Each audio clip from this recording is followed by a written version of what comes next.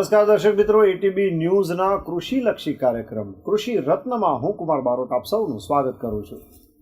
દર્શક મિત્રો, આજે આપણે વાત કરવાની છે સજીવ ખેતી અને તેના દ્વારા થતી આવકની વૃદ્ધિ વિશે.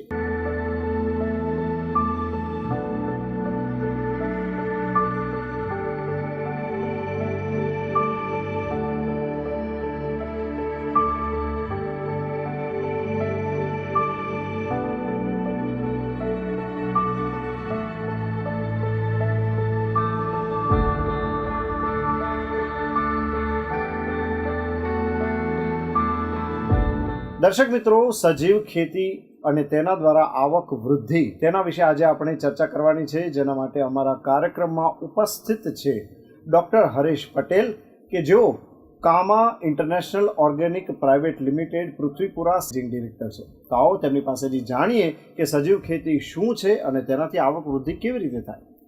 નમસ્કાર ડૉક્ટર સાહેબ, અમારા કાર્યક્રમમાં આપનું સ્વાગત છે.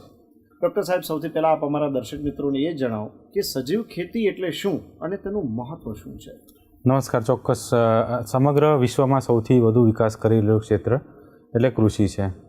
આજે મનુષ્ય હરણફાળ ભરી છે અને દરેક ક્ષેત્રમાં કંઈક ના કંઈક પ્રગતિ જોવા મળી રહી છે. જેમ અત્યારે 5Gનો યુગ આવી રહ્યો છે, એમ ખેતીની અંદર દિન પ્રતિદિન કુમારભાઈ રાસાયણિક ખાતરો, પેસ્ટિસાઇડ એટલા બધા વધારે પ્રમાણમાં ઉપયોગ થતો આવ્યો છે કે જેના કારણે અત્યારે કેન્સર છે, ડાયાબિટીસ છે અને બીપીના પ્રોબ્લેમ દરેક ઘરે જોવા મળી રહ્યા છે. તો આજથી 70 વર્ષ પહેલાં આપણે ડોક્યું કરીએ તો 70 વર્ષ પહેલાંની આપણે ભારત દેશની પરિસ્થિતિ શું હતી? આટલા દવાખાના નહોતા, તોય આપણો દેશ સમૃદ્ધ હતો. જ્યારે આજે ગલી ગલી, મોહલ્લે દવાખાના જોવા મળી રહ્યા છે. દરેક ઘરે દવાખાનાની બોટલો તમને જોવા મળશે. દરેક ઘરે તમને ડાયાબિટીસના પેશન્ટ જોવા મળશે. આની પાછળનું મુખ્ય કારણ તમે જોવા જઈએ માત્ર ને માત્ર રાસાયણિક ખાતરો અને પેસ્ટિસાઇડ છે. કારણ કે દિવસેથી દિવસે જેટલું રાસાયણિક ખાતર છે, પેસ્ટિસાઇડ વપરાશ દિવસે દિવસે વધતો જશે, એટલા ને એટલી માઠી અસર ખેડૂતના ઘર ઉપર પડવાની છે, શહેરમાં રહેતા કોઈ બી પરિવારની ઘરે પડવાની છે. કારણ કે પહેલાં જેટલા રોગો આપણા દેશમાં હતા 70 વર્ષ પહેલાં, એના કરતાં અત્યારે રોગોનું પ્રમાણ દિવસે દિવસે વધતું જોવા મળી રહ્યું છે. તો દરેક સમસ્યાનું સમાધાન જો જોવા જઈએ આપણે, જો ભારતને પ્રગતિ કરવી છે, ઉન્નતિની દિશામાં જો આગળ વધવું છે, તો એકમાત્ર પર્યાય છે પ્રાકૃતિક કૃષિ, જૈવિક ખેતી, જેને આપણે સજીવ ખેતી પણ કહીએ છીએ. હવે સજીવ ખેતીનો ખાસ ખેડૂત મિત્રોને પ્રશ્ન એ થાય કે સજીવ ખેતી અમે કરવી છે, તો સજીવ ખેતી માટે અત્યાર સુધી 70 વર્ષથી યુરિયા છે, ડીએપી છે, પેસ્ટિસાઇડ નાખ્યા છે, પણ આના પર્યાયમાં અમે શું કઈ રીતના આગળ વધી શકીએ, સર્ટિફિકેશન પ્રોસેસ શું છે, આજના કૃષિ રત્ન કાર્યક્રમમાં ખાસ આ વિશે જ આપણે ખેડૂત મિત્રો ચર્ચા કરવાના છીએ. કેમિકલવાળી ખેતી હતી કે જે યુરિયા હતા વગેરેની તમે વાત કરીને, આ ઉપરાંત એની સામે તમે કમ્પેરિઝનમાં તમે સજીવ ખેતીનું જે મહત્ત્વ છે તે પણ દર્શાવ્યું. તો એક સામાન્ય ખેડૂતે સજીવ ખેતી દ્વારા પાકની વૃદ્ધિ થાય તેના માટે તેણે કેવા પગલાં લેવા જોઈએ? 100% સારી વાત છે કે જે મિત્રો સજીવ ખેતી કરે છે, પ્રાકૃતિક ખેતી કરે છે, ઝેરમુક્ત ખેતી કરે છે ગુજરાતની અંદર, તો દરેક ખેડૂત મિત્રોએ શરૂઆતથી ખાસ કરીને એક ધ્યાન રાખવાનું છે. કારણ કે વર્ષોથી આપણે 70 વર્ષ પહેલાંથી આપણે રાસાયણિક ખાતરો છે, પેસ્ટિસાઇડ વાપર્યું છે, પણ હવે પછી જ્યારે આપણે સર્ટિફિકેશન પ્રોસેસ માટે આગળ વધીશું, આપણે ઉત્પાદન કરેલ વસ્તુના ભાવ જો આપણે વધારે લેવા છે અને આપણે આવક વૃદ્ધિ જો વધારે કરવી છે, તો એના માટે ખાસ કરીને ખેડૂત મિત્રો યાદ રાખવું પડશે કે શરૂઆતથી આપણું જે ખેતર છે એ ખેતરની બાજુના ખેતરમાં કોઈ પણ જગ્યાએ રાસાયણિક ખાતર કે પેસ્ટિસાઇડ વપરાતું હોય તો એના માટે બાજુના ખેતરનું પાણી આપણા ખેતરમાં ના આવે અને આપણે રેસિડ્યુ ફ્રી એટલે કે કોઈપણ પ્રકારનું કેમિકલ આપણે જે ઉત્પાદન કરીએ, ફળ છે, શાકભાજી છે કે કોઈ ધાન્ય વર્ગનો પાક છે, તો એમાં કોઈપણ પ્રકારનું રેસિડ્યુ એટલે પેસ્ટિસાઇડનો કોઈપણ ભાગ ના આવે. કારણ કે ભારત સરકારના NPOP પ્રોજેક્ટ ચાલે છે કે જેની અપેડા છે, અપેડા માન્યતા પ્રાપ્ત ગોપકા સંસ્થા છે. એ આપણે જે કોઈપણ સજીવ ખેતી કરીએ છીએ, જૈવિક ખેતી કરીએ છીએ, એનો આપણે વધારે પ્રમાણમાં જો ભાવ લેવા છે તો એનું પ્રમાણન એજન્સી આપેલી છે કે જેના દ્વારા તમે પ્રમાણન કરી શકો છો કે મારું જે હું ખેતીમાંથી જે ઉત્પાદન લઈશ એ 100% જૈવિક છે કે એની અંદર કોઈપણ પ્રકારનું પેસ્ટિસાઇડ રહેલું છે. હવે મોટાભાગના ખેડૂત મિત્રોને પ્રશ્ન હોય કે હું પ્રાકૃતિક ખેતી કરું છું, તો આના માટે મારે ઇનપુટ તરીકે શું આપવું જોઈએ? તો ખેડૂત મિત્રોના જનરલ પ્રશ્ન હોય કે ભાઈ જીવામૃત બનાવે છે, ઘન જીવામૃત બનાવે છે, સારું સેન્દ્રિય ખાતર વાપરે છે, ભૂ સમૃદ્ધિ સેન્દ્રિય ખાતર વાપરતા હોય કે કોઈપણ પ્રકારનું જૈવિક ખાતર ખેડૂત મિત્રો લાવે છે, પણ એ પ્રોપર તરીકેથી તમે સપોઝ કોઈ બી જગ્યાએ ગામડાથી તમને છાણિયું ખાતર મળે છે, પણ અત્યારે છાણિયું ખાતર કેવું નાખે છે ખેડૂત મિત્રો ખબર છે? કારણ કે આજથી 30-35 વર્ષ પહેલાં મિત્રો ગાયો રાખતા હતા અને ગાયનું જે ગૌમૂત્ર અને ગોબર છે એક જગ્યાએ જમા કરતા હતા. જમા કરવાથી એની અંદર ગાયનું ગૌમૂત્ર અને ગાયનું ગોબર બંને મિક્સ થવાથી એક અદ્ભુત ઉર્જાનું ઉત્પન્ન થતું હતું, જેને અણુ અને પરમાણુ જેને કહીએ આપણે. તો એ બંનેના સર્જનથી એક આખું સૃષ્ટિનું નિર્માણ થતું હતું કે દિવસે ને દિવસે જમીનમાં કાર્બનનું પ્રમાણ જે છે એ વધવું જોઈએ. જ્યારે કેમિકલ આપણે ખાતરો વાપરે છે એના કારણે જમીનમાં કાર્બનનું પ્રમાણ દિવસે ને દિવસે ઘટતું જોવા મળી રહ્યું છે, જેના કારણે કેન્સર છે, બધા પ્રોબ્લેમ જે આપણે આગળ વાત કરી એ બધા રોગો દિવસે દિવસે આવવાનો પ્રોબ્લેમ શરૂઆત થતો હોય છે. તો આપણે દરેક ખેડૂત મિત્રોએ ખાસ કરીને ધ્યાન રાખવું છે. જીવામૃત બનાવવાની પદ્ધતિ આપણે આગળ જોઈએ છે કે દિવ્ય જીવામૃત તમે કઈ રીતના બનાવી શકશો અને એમાં મૂલ્યવૃદ્ધિ કઈ રીતના આપણે કરીએ છીએ અને આપણે આગળ ચર્ચા કરીએ છીએ. અચ્છા હરેશભાઈ, તમે જે આખી વાત કરી કે રાસાયણિક જે ખેતી છે અને જે પ્રાકૃતિક ખેતી છે તે બંને એકબીજા કરતાં ઘણા અલગ છે. તો હવે ખેડૂત જ્યારે પ્રાકૃતિક ખેતી શરૂ કરે છે ત્યારે જે કહી શકાય કે જે પાયાની જે કેટલીક બાબતો છે તેના વિશેની કેવી રીતે કાળજી લેવી જોઈએ? 100% કે દરેક ખેડૂત મિત્ર, જો શરૂઆતમાં દરેક ખેડૂત મિત્રના મનમાં પ્રશ્ન હોય, એક તો મલ્ટીનેશનલ કંપનીઓએ કુમારભાઈ એટલું મગજમાં લોકોને ઘર કરી દીધું છે કે તમારે ડીએપી તો વાપરવું જ પડશે, પેસ્ટિસાઇડ તો વાપરવા જ પડશે, તમારે ઈયળ આવે કે ચૂસા પ્રકારની જીવાત આવે તો તમારે કેમિકલ ખાતરો કે કેમિકલ પેસ્ટિસાઇડ મારવી જ પડશે. પણ ખેડૂત મિત્રો અત્યારે એવું નથી. અત્યારે જ્ઞાન, વિજ્ઞાન ને ટેકનોલોજીની સદી છે. આજે તમારે કોઈપણ પ્રકારનો પ્રશ્નો હોય અને સમસ્યાનું સમાધાન જોઈતું હોય તો તમે યુટ્યુબના માધ્યમથી જે કોઈપણના માધ્યમથી તમે સર્ચ કરો કે ભાઈ મારે કપાસની અંદર ગુલાબી ઈયળનું નિયંત્રણ કરવું છે તો એના જૈવિક પર્યાયો કયા છે, તો એના માટે ફેરોમેન ટ્રેપ છે, ફેરોમેન ટ્રેપના લ્યુરો છે, બરાબર છે. અલગ અલગ ટેકનોલોજી અત્યારે વિકસિત થઈ ગઈ છે કુમારભાઈ. અત્યારે પહેલાં જેવું નથી કે માત્ર ડીએપી જે ખાતરો આપણે નાખતા હતા પહેલાં મિત્રો, તો જેના કારણે જમીન સિમેન્ટ જેવી કડક થઈ જાય છે. જમીનમાં કરોડો પ્રકારના સૂક્ષ્મજીવો છે જેને આપણે બેક્ટેરિયા કહીએ છીએ. બેક્ટેરિયા દિવસે દિવસે મરી જાય છે અને જમીન નાશપ્રાય થઈ રહી છે. એટલે અત્યારે ભારત દેશમાં એક મુહિમ ચાલી રહી છે, જમીન બચાવો. જો જમીન બચશે તો પર્યાવરણ સુધરશે અને પર્યાવરણ સુધરશે તો આખી સૃષ્ટિનું નવસર્જન થવાનું છે. તો આપણે જો આપણી જમીન છે, જમીન કોઈ દિવસ ફેક્ટરીમાં નથી બનવાની. તો જમીનને આપણે સાચવશું તો જમીન આપણને સાચવશે, પર્યાવરણ આપણને સાચવશે. જ્યાર સુધી જમીનમાં કેમિકલ પેસ્ટિસાઇડ ખાતરો નાખશું. અને તમે જે ખાસ કરીને પ્રશ્ન કર્યો કે ભાઈ ખેડૂતો અત્યારે જૈવિક ખેતી પાછળ આવી રહ્યા છે કે જૈવિક ખેતીમાં મારે આવવું છે, પણ ખાસ કરીને એની માન્યતાઓ નડે છે મેન. તો ખેડૂત મિત્રો, આપણે આજે ખાસ કરીને એ વસ્તુ ધ્યાનમાં રાખવાની છે કે એક તો પહેલી વસ્તુ ભૂલી જાઓ કે કેમિકલ નાખવાથી ઉત્પાદન વધે છે. હંમેશા કેમિકલ નાખવાથી રોગો અને જીવાતો વધે છે અને ઉત્પાદન હંમેશા ઘટે છે. પહેલો નિયમ છે આ. રાસાયણિક ખાતરો નાખવાથી જમીન કડક થાય છે, જમીનમાં કરોડો જે બેક્ટેરિયા છે. હવે ખાસ કરીને અમે જે રિસર્ચ કર્યું છે અને તમને ખાસ કરીને વાત કરું કે અત્યારે 70 વર્ષ પહેલાં જેવા જમીનમાં બેક્ટેરિયા હતા. આપણે યુરિયા નાખ્યા, ડીએપી નાખ્યા, એના કારણે શું થયું કે 70 વર્ષ પહેલાં 1 ગ્રામ જમીનની અંદર 1.5 કરોડથી વધારે બેક્ટેરિયા હતા કુંવરભાઈ.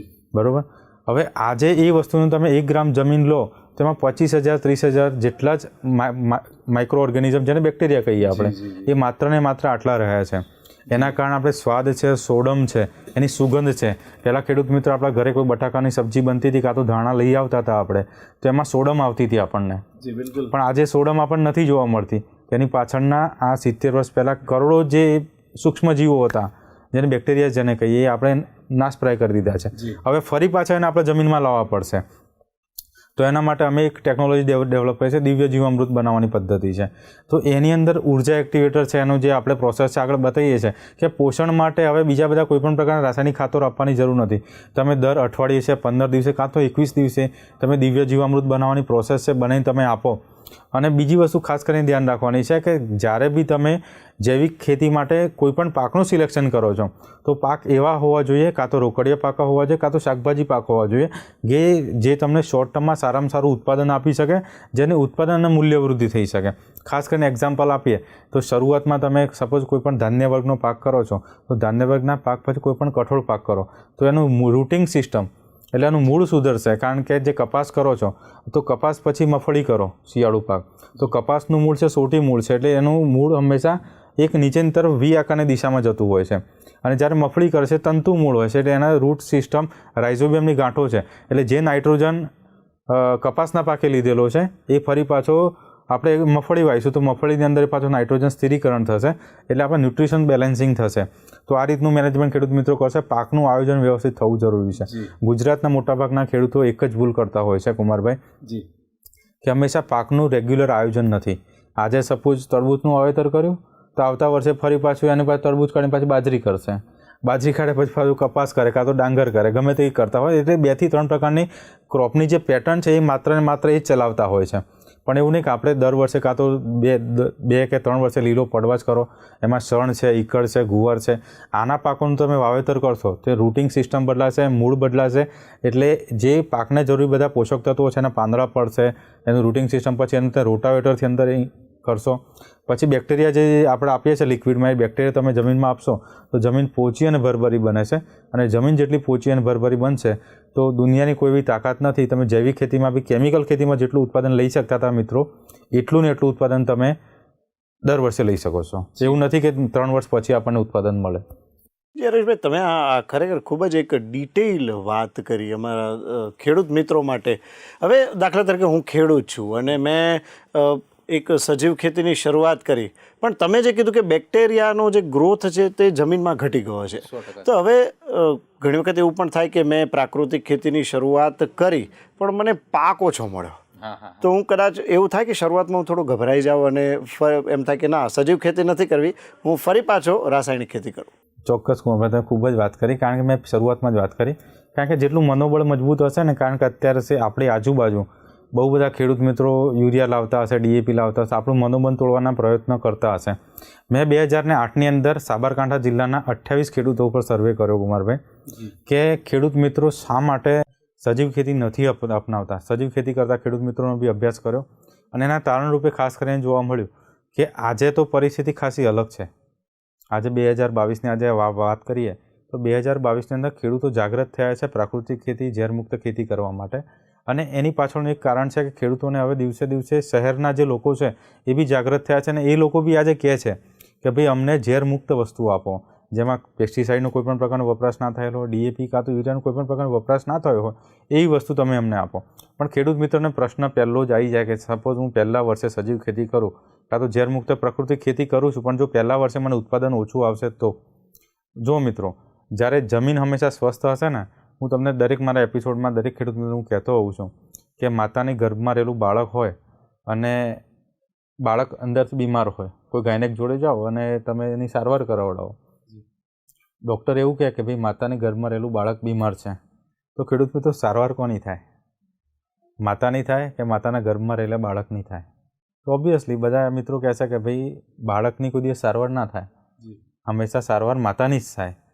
તો ખેડૂત મિત્રો, આપણી અત્યારે જમીન છે ને એ હંમેશા બીમાર થયેલી છે, પણ જમીનમાં ઉગે છે પાક એ જમીનનું બાળક છે અને એનું પોષણ કરીએ છીએ આપણે. મનુષ્ય હંમેશા પ્રકૃતિ ઉપર નિર્ભર છે. એવા પ્રકૃતિના 5 સિદ્ધાંત છે, 5 મહાભૂત જેમાંથી આપણું શરીર બને છે અને આપણે જે અન્ન ખાઈએ છીએ એનું સર્જન થાય છે. પૃથ્વી, પાણી, અગ્નિ, આકાશ અને વાયુ. પંચમહાભૂતથી સર્જન થાય છે અને પંચમહાભૂતમાં જ ફરી પાછું વિલીન થાય છે. જ્યાં પ્રશ્ન હંમેશા ઉત્પન્ન થાય છે એ જ પ્રશ્નનું સમાધાન એ જ જગ્યાએ મળે છે. આ પ્રકૃતિનો નિયમ છે. કોઈ પ્રશ્નનું સર્જન જે જગ્યાએ થતું હોય એ જગ્યાએ એનું સમાધાન થતું હોય છે. દરેક ખેડૂત મિત્રને અમારી અપીલ હોય છે કે હંમેશા ઝેરમુક્ત ખેતી એક એવો પર્યાય છે કે તમને હંમેશા ઉત્પાદન વધારે આપશે. જો તમે પ્રકૃતિને સાચવશો તો પ્રકૃતિ 110% તમને સાચવવાનો પ્રયત્ન કરશે. અને તમે જે જગ્યાએ ભૂલા પડો છો તો જે જગ્યાએ તમારો પ્રશ્ન આવે છે એ જ જગ્યાએ એનું સમાધાનનું તમે એનો પ્રયત્ન કરશો તો 110% તમને એ જ જગ્યાએ એનું સમાધાન મળી જશે. હરેશભાઈ, તમે ખૂબ જ સરસ રીતે વાતને સમજાવી, ધાત્રી અને ધાવકની વાત કરી. તો જે પાયાના પ્રશ્નો જે કહી શકાય કે સજીવ ખેતીમાં કયા કયા હોય છે કે જેનું ખેડૂતે ખાસ ધ્યાન રાખવાનું હોય છે? બહુ જ બેઝિક લેવલની આપણે વાત કરીએ. ચોક્કસ. જો સજીવ ખેતી કાં તો પ્રકૃતિક ખેતીના ખેડૂતોને બેઝિકલી પ્રશ્ન આવે, એક તો રાસાયણિક ખાતર છોડીને એક તો આપણે ઝેરમુક્ત ખેતીની અંદર આવી રહ્યા છે. તો બેઝિકલી પ્રશ્ન થાય કે ભાઈ મને ઉત્પાદન ઓછું આવશે. રોગ જીવાતનો ખાસ કરીને પ્રશ્ન છે, કારણ કે દરેક ખેડૂત મિત્રને છે ને જમીન દેખાતી નથી કુમારભાઈ.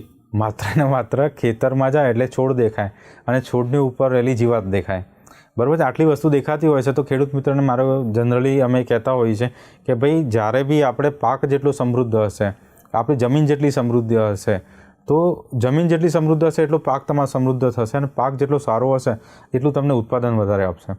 ખેડૂત મિત્રોને જનરલી જૈવિક ખેતીની અંદર પાકને જે છે રોગ છે, જીવાત છે, પછી મૂળમાં જે સુકારો આવે છે, આગોતરો સુકારો છે, પાછોતરો સુકારો છે, આ બધા પ્રકારના પ્રોબ્લેમ્સ ખેડૂત મિત્રોને આવતા હોય છે. પછી ખાસ કરીને ખેડૂત મિત્રોને ફ્લાવરિંગ લાવવાનું છે. સપોઝ કપાસની વાત કરીએ, મગફળીની વાત કરીએ તો કપાસમાં વધુ ફ્લાવરિંગ લાવવા માટે અમુક વખતે ફ્લાવરિંગ ઓછું આવતું હોય છે. અત્યારે ગુજરાતની પરિસ્થિતિ એવી છે કે સતત વરસાદ પડી રહ્યો છે, સૂર્યપ્રકાશ જોવા નથી મળતો, તો ક્યાંક કપાસ લાલ થઈ જવાના પ્રશ્નો જોવા મળે જૈવિક ખેતી કરતા ખેડૂત મિત્રોને. મગફળી છે ક્યાંક ને ક્યાંક પીળી થઈ જવાનો પ્રોબ્લેમ જોવા મળે.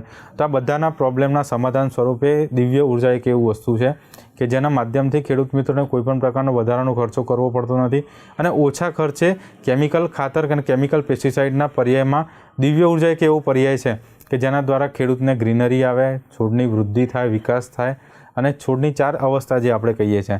એક તો છોડની પહેલી મૂળ અવસ્થા છે. જેટલી મૂળ અવસ્થા સારી હશે, મૂળમાં જે પ્રશ્નો હશે તો મૂળથી એનું સમાધાન થવાનું છે. પહેલી અવસ્થા મૂળ અવસ્થા છે. બીજી અવસ્થાની ફૂટ અવસ્થા છે. તો ફૂટમાં શું છે, જેટલી નંબર ઓફ બ્રાન્ચીસ વધશે એટલી બ્રાન્ચીસ વધશે એટલું ફ્લાવરિંગ વધારે આવશે. ત્રીજી અવસ્થા છે ફૂલ અવસ્થા અને ચોથી છે ફૂલમાંથી ફળ બનવાની અવસ્થા. આ દરેક પ્રકૃતિના નિયમમાં 4 અવસ્થા આવતી હોય છે. એ 4 અવસ્થા દરમિયાન પાણી, પોષણ અને પાક સંરક્ષણ આ 3 વસ્તુનો જો મેનેજમેન્ટ કરવામાં આવે તો 110% જૈવિક ખેતી, પ્રાકૃતિક ખેતીનો કોઈ પણ પ્રકારનો પ્રશ્ન હોય એનું 100% સમાધાન આ 3 વસ્તુ દ્વારા મેળવી શકાય છે. હરેશભાઈ, તમે આજે વાત કરી કે કોઈ પણ સમસ્યાનું સમાધાન જે છે એ ત્યાં જ મળતું હોય છે. હવે જૈવિક ખેતીમાં જો ફૂગજન્ય કોઈ રોગો થાય તો ત્યારે કેમિકલનો સહારો ન લેવો પડે? ના, આમાં એવું છે કે જો ફૂગ આવવા પાછળનું કારણ શું, એના માટેના મુખ્ય 2 કારણ છે. એક તો આપણે જે બી પાકનું વાવેતર કર્યું છે એ વાવેતર કર્યા પહેલાંનો કોઈ પાક આપણે લીધેલો છે તો એ પાકના કોઈ અવશેષ જમીનની અંદર પડેલા હોય. હંમેશા કોઈ બી વસ્તુ છે, તમે રોટલા ડબ્બો હોય, આપણે રોટલી બનાવતા હોય એનો ડબ્બો, તો એની અંદર તમે રોટલી પેક કરીને 2 દિવસ માટે મૂકી દેશો તો શું થશે? ફંગસ લાગી જાય છે. તો એવું જ વસ્તુ પાકની અંદર છે કે તમે કોઈ પાકનો અવશેષ છે ડાયરેક્ટ તમે જમીનમાં દાટી દીધો છે તો એ અનાયાસે એને બેક્ટેરિયા નથી મળતા એને કોવડાવવા માટેના જે ડિકમ્પોઝિંગ બેક્ટેરિયા આપણે જે કહીએ એને મળતા નથી, જેના કારણે ત્યાં ફૂગ પેદા કરે છે અને ફૂગ પેદા કરવાના કારણે એ ફરી પાછા જે સફેદ રૂટ તંતુ મૂળ હોય છે એને ત્યાં સંગ્રહિત થઈ અને એને ડેમેજિંગ કરવાનું કામકાજ કરે છે અને છોડનો વૃદ્ધિ વિકાસ અટકાવી દે છે અને જે પોષક તત્વો જે છોડને મળવા જોઈએ એ પોષક તત્વો છોડને મળી શકતા નથી. એટલે છોડ એ પ્રકારનું સ્ટ્રેસ અનુભવે છે. તો એ સમયગાળા દરમિયાન ખેડૂત મિત્રો ખાસ કરીને ધ્યાન રાખો કે 200 લીટર પાણી લઈ લો. 200 લીટર પાણીની અંદર કોઈ બી દૂધવાળી વનસ્પતિ હોય, ખેડૂત મિત્રો, દૂધવાળી વનસ્પતિ આકડો છે, ધતુરો છે, બરાબર, જેની અંદર તમે કટિંગ કરો, વડ છે કે જેને કટિંગ કરો તો હંમેશા દૂધ નીકળે, એ વનસ્પતિ તમે 15 થી 20 કિલો લઈ અને એને ચટણી બનાવી અને એનું દ્રાવણ 7 દિવસ સુધી કોવડાવી અને પછી એ દ્રાવણ તમે જમીનમાં આપી દેશો તો જે જમીનમાં ફંગસના પ્રોબ્લેમ છે બધાએ ફંગસના પ્રોબ્લેમનું સમાધાન આની અંદર થતું જોવા મળે છે.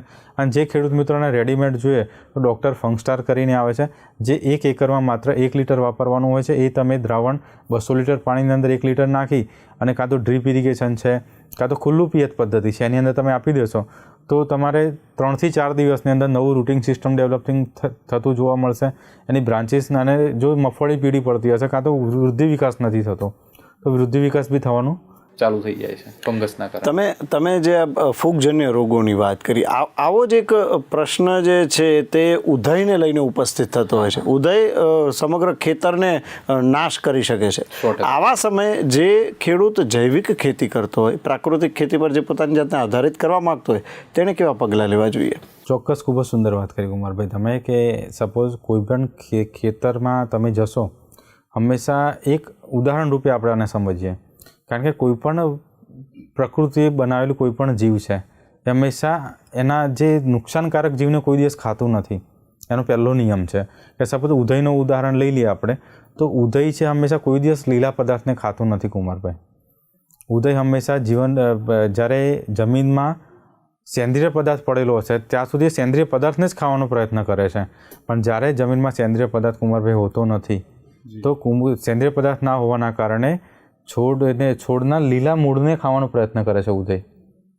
તો આપણે ખેડૂત મિત્રો ખાસ કરીને આપણે જમીનની અંદર સારામાં સારું કોવાયેલું સેન્દ્રિય ખાતર છે, જે આપણે ભૂ સમૃદ્ધિ તરીકે માર્કેટમાં આપીએ છીએ, બરાબર, એવું સેન્દ્રિય ખાતર કાં તો તમે એવું સેન્દ્રિય ખાતર તમે નાખો જે સંપૂર્ણ કોવડાયેલું હોય.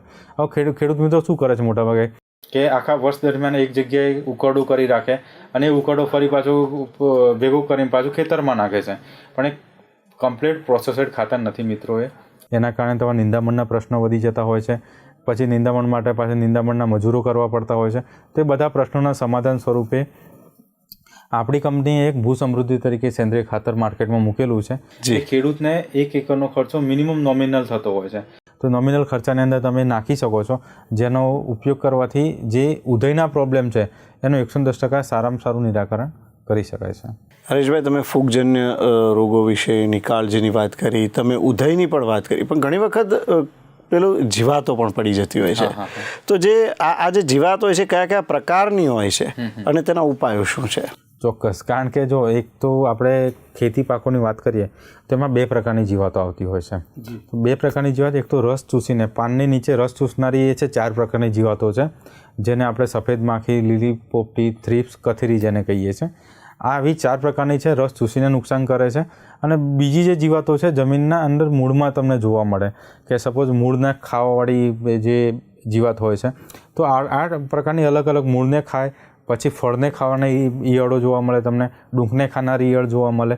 તો આ બધી પ્રકારની ઈયળોનો એક સમૂહ છે, ચૂસ્યા પ્રકારની જીવાતનો એક સમૂહ છે. એક તો રસ ચૂસીને નુકસાન કરે અને એક ફળને ક્યાંક ને ક્યાંક ડેમેજ કરીને કરતું હોય છે, જે નરી આંખે આપણે જોઈ શકીએ છીએ. તો નરી આંખે જેને જોઈ શકીએ એને કીટક કહીએ છીએ આપણે. અને જે રસ ચૂસીને, જે પાનની નીચે હોય, જે રસ ચૂસીને નુકસાન કરે છે, એ ચૂસ્યા પ્રકારની જીવાત. આ 2 પ્રકારની જીવાતો જોવા મળતી હોય છે. અને મોટાભાગના ખેડૂત મિત્રો જે પ્રાકૃતિક ખેતી કરે છે, દરેક ખેડૂત મિત્રો 10 પળની અર્ક છે, પછી જે બિલ્વ અર્ક છે, ધતુરાના અર્ક છે, એ બધી પ્રકારની 10 પ્રકારની 10 પળની અર્ક બનાવી અને એનો રેગ્યુલર છંટકાવ કરે પ્રાકૃતિક ખેતી કરતા મિત્રો હોય તો 110% એનું નિરાકરણ થતું હોય છે.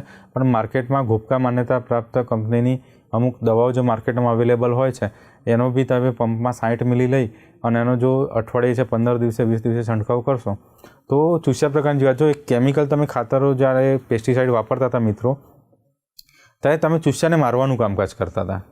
જ્યારે જૈવિક ખેતીની અંદર, સજીવ ખેતીની અંદર પદ્ધતિ એવી છે કે જે ચૂસ્યા પ્રકારની જે જીવાત છે એના વંશવેલાને ખતમ કરવાનું કામકાજ ચૂસ્યા પ્રકારની જીવાતને કરે છે. એટલે તમને શરૂઆતમાં કદાચ એવું લાગે કે મને રિઝલ્ટ ઓછું મળે છે, પણ જ્યારે કેમિકલ ખેતીની અંદર તમે કોઈ પણ ચૂસ્યા પ્રકારની જીવાતને કંટ્રોલ કરવા જાઓ છો તો દિવસે દિવસેનો ડોઝ વધારવો પડે છે પેસ્ટિસાઇડનો.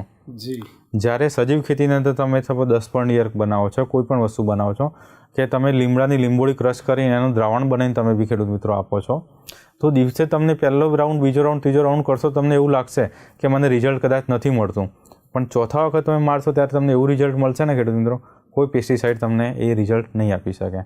તો દરેક ખેડૂત મિત્રોને અમે કહેતા હોઈએ છીએ કે તમારી આજુબાજુ એવી વનસ્પતિ તમે જુઓ કે જે વાંદર ના ખાય અને જે ગાય ના ખાય, એવી વનસ્પતિનું સિલેક્શન કરો અને એને તમે ક્રશ કરી, કોવડાવી અને એની પેસ્ટ બનાવી અને દર 15 દિવસે અઠવાડિયે છંટકાવ કરો તમે, તો 110% તમારે સારામાં સારું ઉત્પાદન તમે જૈવિક ખેતીમાં લઈ શકો છો. હરેશભાઈ, તમે બહુ જ આ બધી જે વાત કરી, રોગો વિશે વાત કરી, જીવાત, ઉધઈ, ફૂગ, આ બધી જ તમે વાત કરી, આ બધાથી બચાવીને એક ખેડૂતે સજીવ ખેતી દ્વારા પોતાના છોડને કેવી રીતે પોષણ આપવું? પાકને ખાસ કરીને પોષણની ખાસ કરીને જરૂર પડતી હોય છે. છોડ નાનો હોય ત્યાંથી ઉત્પાદન લઈએ ત્યાં સુધી એને પોષણની ખાસ કરીને જરૂર પડતી હોય છે. હવે ખેડૂત મિત્રો ખાસ કરીને શું કરતા હોય છે, પાકને જરૂરી મુખ્ય 3 પોષક તત્વો છે. એક તો નાઇટ્રોજન છે, ફોસ્ફરસ છે, પોટાશ છે. આ 3 મુખ્ય પોષક તત્વો છે. આમ કુલ ટોટલ પાકને સેકન્ડરી પોષક તત્વો જેને કહીએ કેલ્શિયમ, મેગ્નેશિયમ, સલ્ફર, પછી 5 સૂક્ષ્મ પોષક તત્વો છે જેને આપણે ફેરસ, મેંગેનીઝ, ઝીંક, કોપર ને બોરોન તરીકે આપણે 5 અલગ અલગ પોષક તત્વો કહેતા હોય છે, જે ચમચી 2 ચમચી 1 એકરમાં પ્રમાણ જોઈતું હોય છે.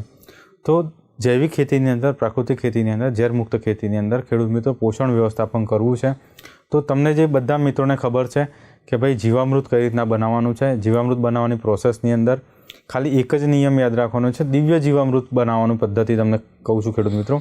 એક તો 200 લીટર જે તમે જીવામૃત બનાવેલું છે એ 200 લીટર જીવામૃતની અંદર આપણું દિવ્ય ઉર્જા કરીને 100 ગ્રામ આવે છે, દિવ્ય ઉર્જા. એ 100 ગ્રામ તમે જીવામૃતની અંદર એ નાખી દેશો તો તમે જે 1 એકરમાં 200 લીટર આપવું પડે છે મિત્રો, 1 એકરમાં 200 લીટર જે જીવામૃત તમે આપો છો એને માત્ર ને માત્ર 1 એકરમાં માત્ર 50 લીટર આપવાનું હોય છે. તો પાકને જરૂરી બધા પ્રકારના માઇક્રો ઓર્ગેનિઝમ આવી જશે અને પાકને જરૂરી બધા પ્રકારના પોષક તત્વો આવી જશે ખેડૂત મિત્રો. અને દાણદાર સ્વરૂપ છે, કોઈપણ જગ્યાએ કોઈપણ ડ્રીપમાં તમારે આપવું છે, ખુલ્લા પાણીની અંદર આપવું છે, તમે એ રીતના આપી શકો છો. 1 એકરમાં આપવાનું પ્રમાણ માત્ર ને માત્ર 50 લીટર છે. અને 1 એકરમાં આપશે તો ખેડૂત મિત્ર દર 21 દિવસ 22 દિવસે આને રિપીટ કરતા જાય.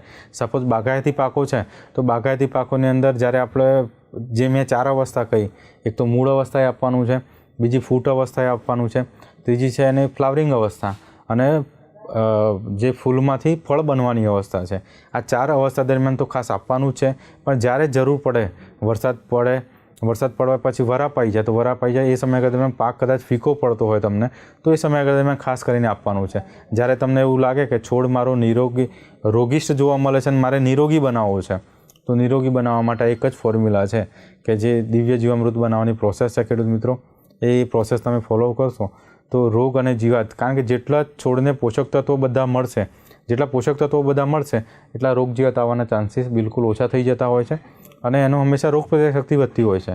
અને જેટલી રોગપ્રતિકારક શક્તિ વધે એટલો હંમેશા છોડ તંદુરસ્ત બને છે, રોગ જીવાત ઓછા આવે છે. શું વાત છે હરેશભાઈ, તમે જે આ વાત કરીને છેલ્લે કે આ દિવ્ય જીવામૃત, હવે આ જે દિવ્ય જીવામૃત છે એ 4 અવસ્થામાં આપવાનું છે, એટલે કે જે આહાર છે તે જ ઔષધ બની જાય છે. બિલકુલ. તો હવે છેલ્લે અમારા જે કૃષિ મિત્રો છે તેમને માટે કોઈ સંદેશ?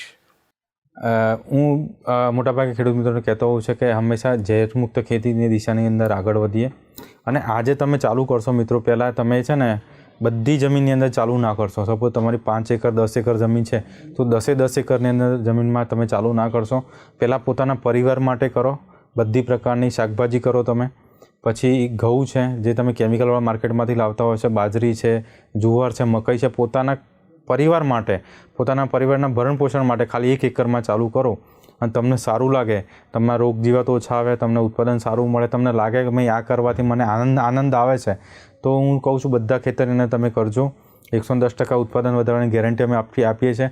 અને દરેક ખેડૂત મિત્રને શુભેચ્છા પાઠવે છે. તમારે કોઈ પણ પ્રશ્ન હોય તમારા આ કાર્યક્રમમાં તમે નીચે કોમેન્ટ દ્વારા લખીને મોકલી શકો છો અમને. એનો નેક્સ્ટ એપિસોડમાં અમે એનો પ્રશ્નનો ઉત્તર આપવાનો પ્રયાસ કરીશું. બિલકુલ હરેશભાઈ, તમે અમારા સ્ટુડિયોમાં આવ્યા અને અમારા કૃષિ મિત્રોને જે માહિતી આપી તે બદલ અમે આપના ખૂબ ખૂબ આભારી છીએ. તો જોયું ને દર્શક મિત્રો, આજે આપણને ડૉક્ટર હરેશભાઈ પટેલે ખૂબ જ સુંદર માહિતી આપી કે જે આપણે પ્રાકૃતિક ખેતી છે તે જ સાચી ખેતી છે. રાસાયણ કોઈ પણ પ્રકારના વાપરવાની કોઈ જ જરૂર નથી પડતી. આહાર એ જ ઔષધ બને છે, તે પણ આપણને અહીં જોવા મળ્યું. તો દર્શક મિત્રો, અમે ફરી મળીશું આવા વિવિધ વિષયો સાથે. ત્યાં સુધી મને રજા આપશો. નમસ્કાર.